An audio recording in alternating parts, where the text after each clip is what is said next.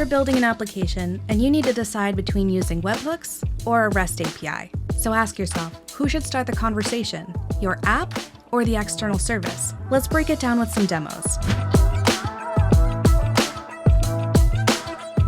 You can think of a REST API like making a phone call. Your app makes a call to another service and asks a specific question, like, hey, what's the status of order number 123? This is perfect when you want information on demand. Let's see what that looks like. Let's say I'm building a travel app. The application makes a call like this anytime it needs to pull information about a specific country, like population, major cities, currency, etc. Anytime a user selects a country in the app, we need to actively request this data. So the key point here is that the app is in control of when it makes these requests. Now let's talk about webhooks. This is like signing up for text alerts or app notifications. Instead of calling to check for updates, the service notifies you when something happens. To demonstrate this, I'm going to create a webhook endpoint. This endpoint belongs to the application server, which is configured to listen for webhook data. Now I'll go back to Postman and act as the external service.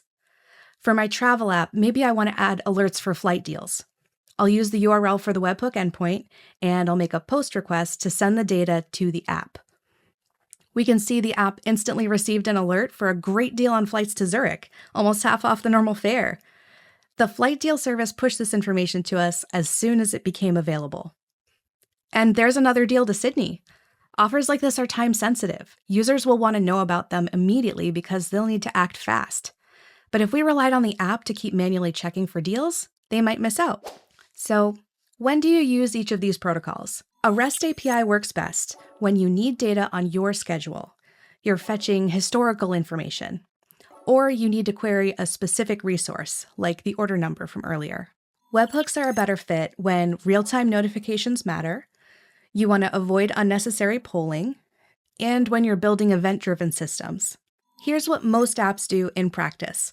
Use webhooks to know when something happens, and then use an API call to get more complete details about the event. This is like getting that text that the flight is on sale and then looking up the flight details. Quick security tip. Webhook URLs are publicly accessible, so always verify incoming requests with webhook signatures or authentication tokens that are provided by the service.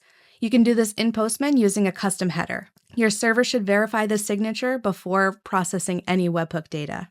So remember, use APIs when you want control, and webhooks when you want to stay informed.